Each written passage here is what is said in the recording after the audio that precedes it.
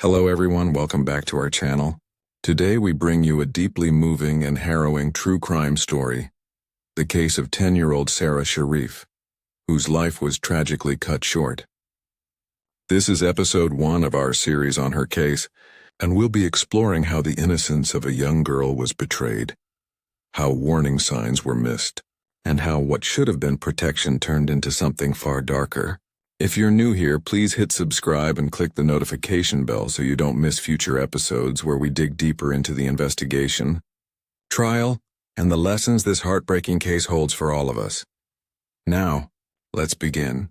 The sky over Woking, Surrey, held no hint of the darkness that would soon surface.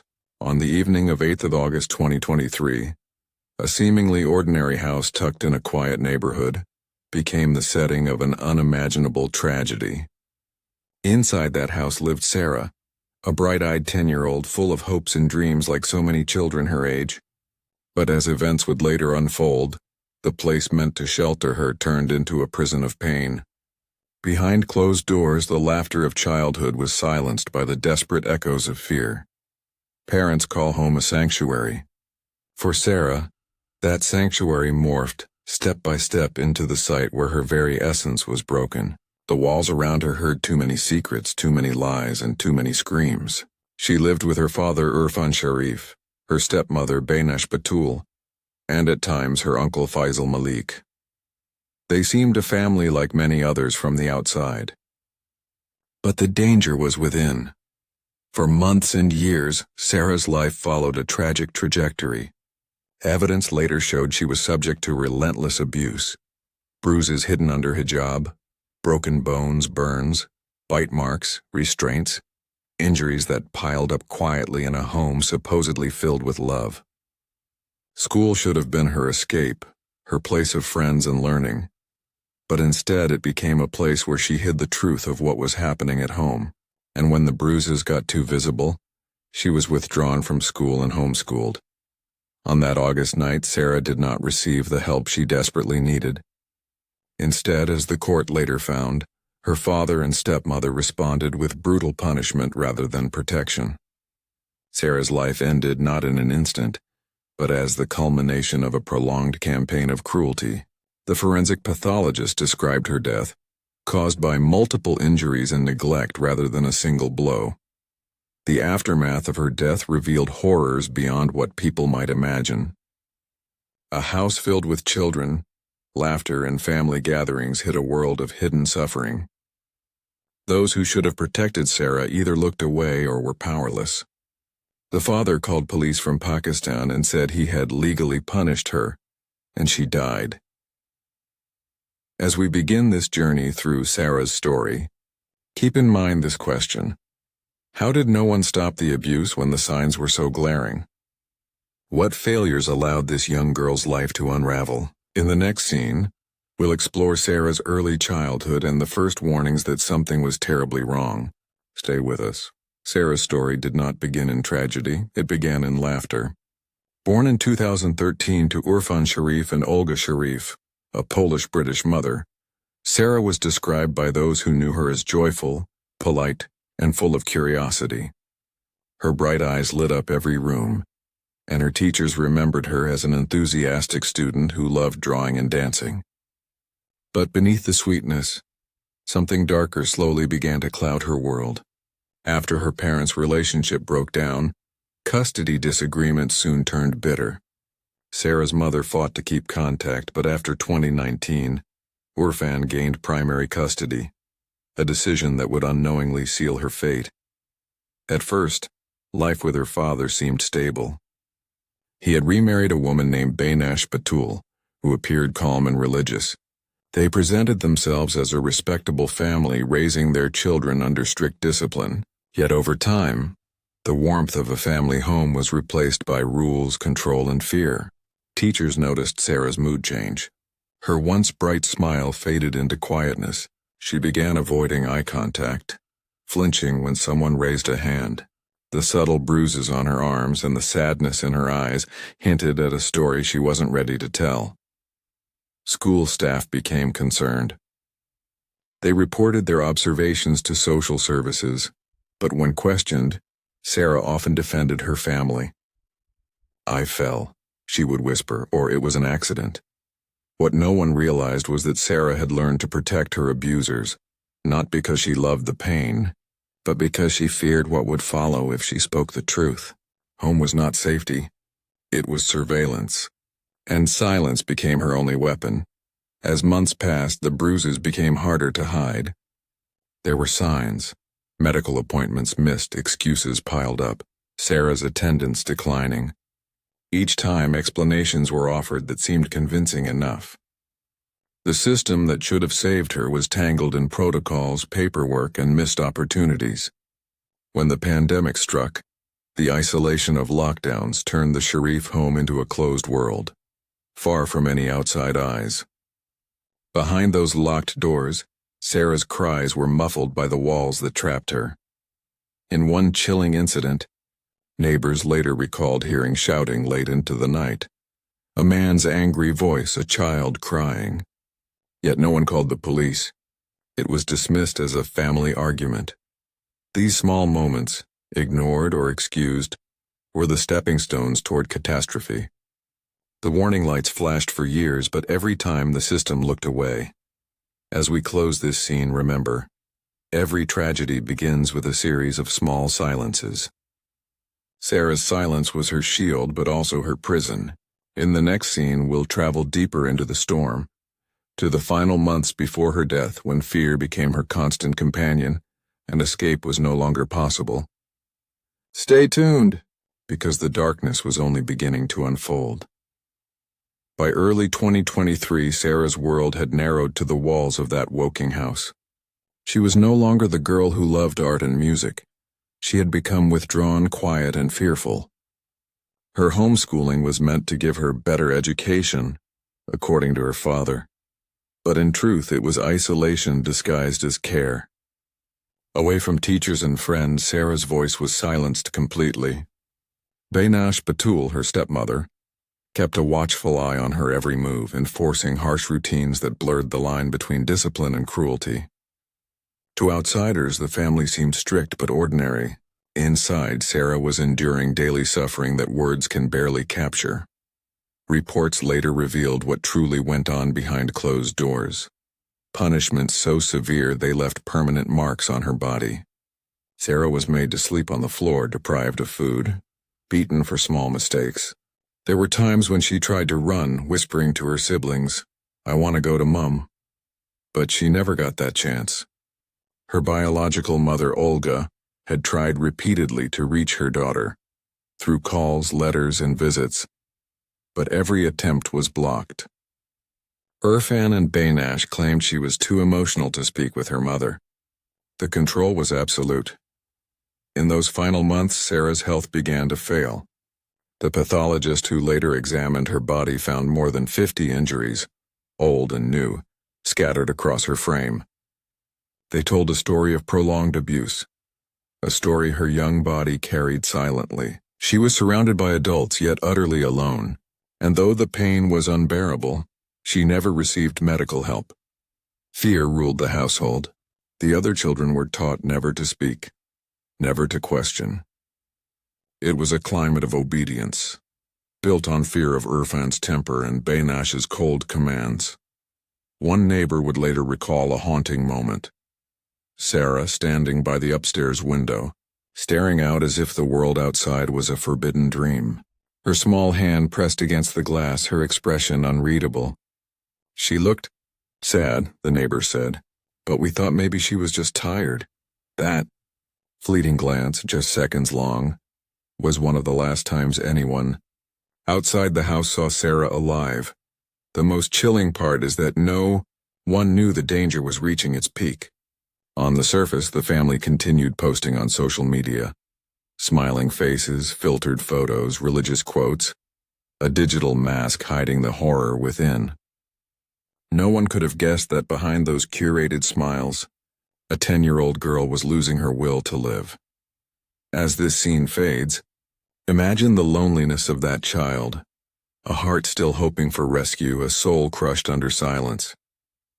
The question remains, why didn't anyone open that door? In the next scene, we move to the day everything ended. The night when Sarah's small voice was silenced forever. Stay with me, because what happened next will shake you to your core. It was a quiet summer night in Woking, the kind that usually brings peace. But inside one house on Hammond Road, the silence was thick with tension. That night something went terribly, irreversibly wrong. It began with another argument. Harsh words, slamming doors, and the sound of a child crying. Sarah's father, Sara Sharif, and stepmother, Bainash Batul, had been furious over what they claimed was bad behavior. What unfolded in the next few hours was nothing short of torture. No one outside that house truly knows every detail of what happened, but the evidence that later surfaced painted a chilling picture. Forensic reports revealed that Sarah suffered multiple injuries that night, injuries that could only have been caused by sustained violence. Her small frame bore bruises, fractures, and wounds, both new and old. She was beaten repeatedly, her body collapsing under the weight of relentless punishment. Her cries echoed through the house, but no one came to her rescue. Her father's rage and her stepmother's cold detachment merged into a nightmare that ended in silence. When the house finally went quiet, the damage had already been done. Sarah was gone. Instead of calling for help, panic took over. Irfan and Bainash realized the enormity of what had happened, but instead of saving her, they began planning their escape. They gathered their 5 other children, packed hurriedly, and left the house before dawn. Not a single neighbor heard them leave. Not a single person saw the horror they left behind. Sarah's lifeless body remained in her bed, alone, cold, and broken. When police would later find her, she had been gone for hours, possibly days. Her small face bore the marks of pain that no child should ever know. The next part of the story feels almost unreal. A script of guilt and cowardice. After fleeing the UK, Irfan made a call to emergency services from Pakistan, his voice trembling as he confessed, "My daughter is dead. It was an accident." But it wasn't an accident. It was the result of months of violence, years of neglect, and a final night that ended in tragedy. His confession sent shockwaves through the British authorities. The police rushed to the Woking address, forcing their way inside, and what they found would haunt them forever. Detectives described the scene as deeply distressing. The air inside the home was still, heavy with the smell of fear and abandonment. Toys lay scattered, clothes half-packed, and in one of the rooms the small body of a child who had suffered more than any human should. There was no sign of struggle, only the quiet evidence of long-term abuse, the kind that kills slowly, long before the final blow. As we close this scene, take a moment to imagine what those officers must have felt, to step into a room where innocence had died so brutally. In the next scene, we'll follow the international manhunt that followed, a desperate search for justice that crossed borders and hearts alike. Stay with me, because the pursuit of truth was only just beginning. When news of Sara Sharif's death broke, it sent shockwaves through the United Kingdom. A 10-year-old girl found dead and alone in her own home. The story spread like wildfire. But the most haunting detail wasn't just the brutality of her death. It was the fact that her father, stepmother, and uncle had vanished. Within hours of the crime, they had boarded a flight to Pakistan, taking 5 children with them. It was a calculated escape, one that spoke volumes about their guilt. Their destination, Jhelum, a small city in Pakistan where Irfan's extended family lived. They believed distance and borders would shield them from justice. Back in Woking, police sealed off the family home. Every corner became a scene of evidence. Forensic teams combed through rooms, gathering DNA, fingerprints, and items soaked in sadness. A toothbrush, a blood-stained bedsheet, a half-finished drawing that Sarah had made. Each object whispered her story. The Surrey police launched an international investigation in coordination with Interpol. British media dubbed it the Woking tragedy. But even as officers pieced together the puzzle, the suspects were thousands of miles away, hiding among relatives and shielded by silence. In Pakistan, Irfan, Bainash, and Faisal moved cautiously, staying inside family compounds and switching phones. Local reporters soon found traces of them: whispers in tea shops, sightings near mosques. Journalists tried to confront them, but every time they appeared on camera they spoke softly, claiming innocence. In one infamous interview, Bainash Batul broke her silence, saying, "We're willing to cooperate with British authorities, but we can't return now." Her calm tone, detached from emotion, infuriated the public. People couldn't understand how a mother figure could speak so coldly after the death of a child. Meanwhile, Sara's biological mother, Olga Sharif, was living every parent's worst nightmare. Her face became the symbol of grief, eyes swollen from crying, hands trembling as she begged for justice. "She was my angel," she said in a trembling voice. "I tried to save her. I called social services. I begged them to check on her. But no one listened." Her pain resonated across the UK. Candlelight vigils were held outside Woking Town Hall. Children placed drawings and flowers, spelling out Sara's name in chalk on the pavement. The nation mourned a little girl they never knew, yet felt deeply connected to. For weeks, the suspects stayed in hiding. Pakistani police traced phone records and narrowed down locations, but arrests were complicated by legal procedures and diplomatic formalities. It took over a month before they finally surrendered, walking into a police station in Jhelum surrounded by media, their heads lowered but faces emotionless. That image, among of the 3 adults being led into custody, marked a turning point in the case. The wheels of justice had finally begun to turn.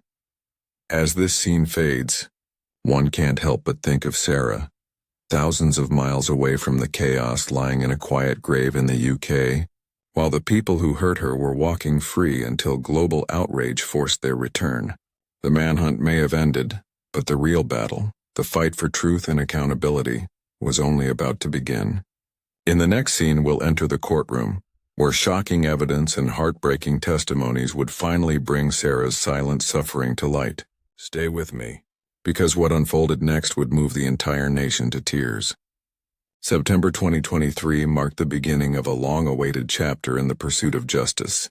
After weeks of negotiations between British and Pakistani authorities, Irfan Sharif, Bainash Batul, and Faisal Malik were escorted back to the United Kingdom. Their arrival at Heathrow Airport was covered live by the media. Flashes of cameras, shouted questions, and the cold silence of the accused. They were taken straight into police custody, each facing charges related to Sara's murder and prolonged abuse. The faces that once looked calm in family photos now appeared drained, expressionless and afraid. Behind them, a nation demanded answers. The courtroom in Guildford Crown Court became the arena where Sara's short life would be replayed through evidence, testimony, and heartbreak. Every detail of her final months was examined. The bruises, the broken bones, the fear that filled her small heart. The prosecution called medical experts who testified that Sara's injuries were not caused by a single event, but by long-term torture. Her ribs showed signs of old fractures. Her hands showed evidence of restraints, and her face bore bruises in various stages of healing. It was, in the words of the pathologist, a sustained campaign of abuse over time. The defense tried to soften the narrative.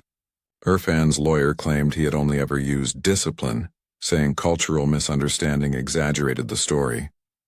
Bainash's defense said she was a victim herself, forced to obey her husband's harsh rules. But those arguments fell apart when prosecutors presented digital evidence, messages exchanged between the accused, discussing Sara's behavior and planning punishments. The words were chillingly casual, like parents discussing chores, not cruelty. Every text message stripped away the lies, exposing a home ruled by control and violence. Sara's mother, Olga, sat through every hearing. Each image, each description of her daughter's suffering was like reopening a wound that never healed. When the autopsy photos were shown, she had to be escorted out of court. "No child deserves this," she whispered later to reporters. They broke her body, but they won't break her story. Her strength became a symbol for every parent who had lost faith in a system meant to protect the innocent. As the trial progressed, the public grew more enraged. Outside the courthouse, people gathered daily, holding photos of Sara, candles, and signs reading "Justice for Sara." The air was heavy with grief and anger. The media dissected every testimony, every tear, every denial. For many, this wasn't just one family's tragedy. It was a national reckoning about how the system had failed a child crying for help. The courtroom became a mirror reflecting society's collective guilt. And then came the most haunting testimony of all: the children. In recorded interviews, Sara's siblings described what they had seen: the beatings, the punishments, the fear. One child's voice, trembling, said softly, "She cried a lot. They didn't like when she cried." Those words shattered whatever defense remained. The truth was out, raw and undeniable. As this scene ends, the world outside waited for the verdict, hearts heavy and eyes wet. Justice was close, but closure still seemed far away. In the next scene, we'll witness the verdict, the moment when years of pain finally met accountability, and when the world stopped to remember the girl whose voice echoed beyond her grave.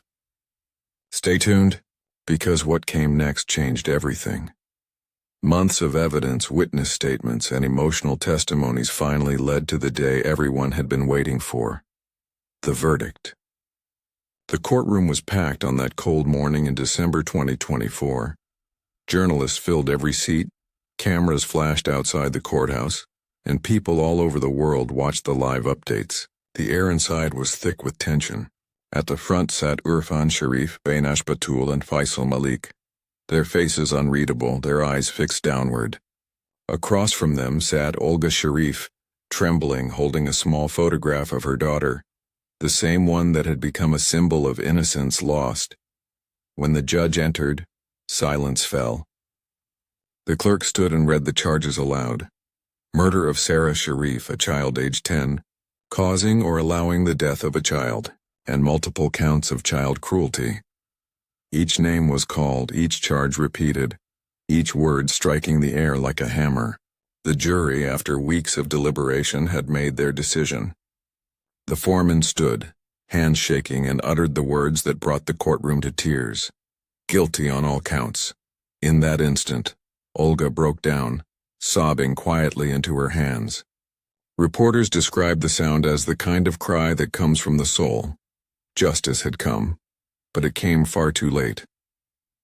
The judge's words were deliberate, cold, and final. This was not a momentary loss of control. This was cruelty sustained over time, deliberate, calculated, and heartless. He called Sara's suffering beyond comprehension. The court sentenced Sara Sharif and Beinash Batul each to life imprisonment, with a minimum term of 30 years before parole. Faisal Malik, the uncle who stood by and did nothing, received a 14-year sentence. As the sentences were read, Urfan looked down, avoiding eye contact. Beinash remained still, her lips pressed tightly together as if refusing to acknowledge the weight of her crimes. The courtroom buzzed with emotion, relief, anger, sorrow, and disbelief all mixed together. Outside crowds cheered for justice but wept for the child whose smile would never return. Justice for Sara became more than a chant. It became a vow to protect others like her. The judge's statement lingered in everyone's mind. Children trust us unconditionally. To betray that trust in the way you did is to extinguish light itself. Those words echoed through the media, through every news report, through every parent's heart. It was not just a condemnation of 3 people. It was a reminder that society, too, had failed to protect Sara when it mattered most. When the courtroom emptied, Olga sat alone for a moment, staring at the empty bench where her daughter's photo had rested. "You got your justice, my love," she whispered. "I hope you're free now." Outside, as she faced the cameras, she spoke to the world. No punishment can bring her back, but maybe now someone will listen next time. Her voice cracked, but her resolve was unbreakable. As this scene closes, The courtroom lights dim in memory of Sara, a child whose story exposed the darkest corners of silence and neglect. In the next scene, we will explore how her death changed the laws, the conversations, and the way the world now sees child protection forever. Stay with me, because Sara's legacy didn't end in that courtroom. It had only just begun. When the gavel fell and the sentences were delivered, the courtroom's silence spilled into the streets. Across Britain, people stopped to process what they had just witnessed, the end of a case that had haunted the nation for more than a year. Yet even as the killers were locked away, there was no sense of victory. Instead, there was mourning for Sara, for the failures that led to her death, and for the chilling truth that it could have been prevented. Candlelight vigils lit up parks and town centers from Surrey to Manchester, as people gathered to say her name aloud, refusing to let her memory fade into another headline. In Woking, where her small body was found, hundreds of people gathered outside the house that had once been her prison. They left flowers, toys, and handwritten notes. Some were from children her age, letters beginning with "Dear Sara," filled with words of innocence and love. Others came from parents who couldn't stop imagining their own children in her place. The house, once a symbol of secrecy, became a monument of remembrance. A simple sign on the gate read, "She should have been safe here." Every passerby who stopped there left in silence, eyes heavy, hearts heavier. Meanwhile, the media turned its focus toward accountability. How could so many warning signs have been ignored? Teachers had reported concerns. Neighbors had heard screams. Social services had files stretching back years. Yet somehow the system failed to act in time. The government announced an immediate review of child protection policies. It became clear that Sara's death wasn't an isolated tragedy. It was a symptom of deeper cracks in the system. Lawmakers began debating stricter welfare checks, mandatory follow-ups, and stronger safeguards for homes where homeschooling replaced school monitoring. Olga Sharif, through her pain, became an advocate. She began speaking publicly, demanding reform. "If they had listened," she said in one televised interview, "my daughter would still be alive." Her voice trembled, but her eyes held fire. Across talk shows and parliament sessions, her words echoed. Every report must be investigated. Every child must be seen. People admired her courage, her strength to turn grief into purpose. She vowed that Sara's story would never be forgotten, that no other child would slip through the cracks of bureaucracy and indifference. Social media erupted with hashtags, "Check Justice for Sara" and "Die Never Again." Celebrities, teachers, and even police officers joined the movement. Schools held assemblies where teachers spoke about kindness, empathy, and the importance of speaking up. For the first time in a long time, Britain looked at its own reflection and didn't like what it saw. Sara had become the voice of countless unseen children living in fear behind closed doors. And yet, even amidst the unity and outrage, a haunting question lingered in everyone's mind. What if someone had knocked on that door sooner? The simplicity of that thought, one phone call, one visit, one act of courage, was enough to break the hearts of millions. As this scene ends, we move from sorrow to reflection. In the next scene, we'll explore the changes that followed, the reforms, the memorials, and the way Sara's name became more than a memory. It became a mission. Stay with me, because her story didn't just expose darkness, it inspired light. Time has a way of softening wounds, but some stories refuse to fade. Sara Sharif's name became more than a memory. It became a movement. In the months following the trial, schools, charities, and communities across the UK began campaigns inspired by her story. Her smiling photo, the same one used in every headline, was now printed on posters with the words, "Every child deserves to be heard." The message was simple, yet powerful. No child's silence should go unnoticed again. The government announced new measures to strengthen the child protection system, including mandatory monthly welfare visits for homes where children are homeschooled. It was called Sarah's Law. For Olga, the pain never truly healed, but she found purpose in her daughter's legacy.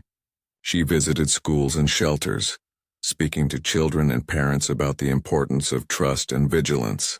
"If you see something, say something," she would repeat, her voice breaking but her message unwavering. Her campaign gathered nationwide support, with thousands signing petitions for better monitoring of at-risk families. Each step forward carried Sarah's spirit, the little girl who had once been silenced but was now inspiring change in countless lives. Internationally, the case reached beyond Britain's borders. Organizations in Europe and South Asia cited Sarah's tragedy as a wake-up call. In Pakistan, discussions began about the responsibilities of families living abroad and the consequences of failing to report abuse. The Pakistani government, too, pledged cooperation in future cross-border child protection cases. For the first time, what began as one home's horror story had sparked global awareness about the hidden epidemic of domestic abuse against children. In Woking, the community turned their grief into something beautiful. A park near Sarah's old school was renamed Sarah's Garden. Volunteers planted white roses, her favorite flower, along the pathways. Each spring, the roses bloom in perfect white, symbolizing innocence and remembrance. Families visit, children play, and a small plaque by the entrance reads, "She dreamed of safety. Let every child who walks here have what she was denied." It became a place of healing, not just for the community but for the world that mourned her. But even amid this progress, darkness lingers in memory. Each anniversary of her death brings a wave of sorrow. People light candles, share her story, and remind themselves that vigilance must never fade. She was only 10, one banner reads each year. 10, a number so small, yet a life that changed millions. Through her story, society learned that silence is deadly, and awareness is the only cure. As this scene closes, imagine the stillness of Sarah's garden, the soft breeze, the quiet hum of children playing, and the faint echo of her laughter that lives on in every flower, every heart, every tear that refuses to forget. In the next and final scene, we'll return to that night, to reflection, to emotion, and to a message that will leave you breathless. Because some stories don't end with justice. They live on as lessons for all of us. Stay with me for the last chapter of Sarah's story. It's been over a year since the world learned the name Sara Sharif, but her presence still lingers, in the whispers of teachers who refuse to ignore the signs anymore, in the cautious eyes of social workers who double-check every report, and in the hearts of parents who hug their children a little tighter each night. The story began in a quiet Surrey home and ended in a courtroom filled with tears, but its echoes stretch far beyond. Even now, people visit her grave, leaving flowers, toys, and letters addressed simply to Sarah. They speak softly, as though she might still be listening. Sarah's story forces us to ask the hardest questions, not just about her father and stepmother, but about ourselves. How many times have we ignored the sound of a child crying behind a wall, brushed off bruises with excuses, or assumed someone else would step in? Her death wasn't just a failure of two adults. It was the failure of an entire system, and of a society that looked away too many times. Her innocence became the mirror reflecting our collective silence. And in that silence, she was lost. The world often forgets the victims after headlines fade, but Sarah's story refused to be buried. Every year on the anniversary of her death, her mother Olga lights a candle in their old home in Poland. She sits quietly by the window, watching the flame flicker, a symbol of her daughter's undying spirit. "She's not gone," she once said in an interview. "She just lives where no one can hurt her anymore." Those words broke hearts across nations, because in them lay both unimaginable pain and the purest love a mother can have. For the investigators who worked on the case, the image of that little girl never leaves them. One officer later confessed, "I still see her when I close my eyes. Every time I knock on a door now, I think of Sarah and wonder if another child might need help." That single reflection became the story's true impact, the way it changed how people saw, listened, and acted. Sara's death, though devastating, became the spark that awakened an entire generation to the importance of speaking up. And yet the story will always carry a haunting edge, the thought of what could have been. A girl with dreams of dancing, of painting, of growing up to be something more, stopped forever at 10. Her toys still lie in evidence boxes, her drawings faded but preserved. Tiny pieces of a life that deserved so much more. Each time her photo appears, the same thought crosses everyone's mind. She should have been safe. So tonight, as we end Sara's story, I ask you, if you ever see a child who looks afraid, who hides their pain behind silence, don't turn away. Don't wait for someone else. Be the voice that Sara never had. Because sometimes one small act of courage can save a life. Thank you for staying with us through this heartbreaking journey. Sara Sharif's story is not just a case. It's a reminder, a warning, and a call to humanity. If this story touched your heart, please take a moment to share it, spread awareness, and subscribe to our channel so we can continue bringing you real stories that matter. Stories that demand empathy, reflection, and change. Before you leave, I want to ask you something. If you had known Sara, if she had been your neighbor, your student, or your friend's child, would you have noticed the signs? Would you have spoken up? Think about it. Because somewhere out there, another Sara is waiting for someone to listen. Until next time, stay kind, stay aware, and never let silence win.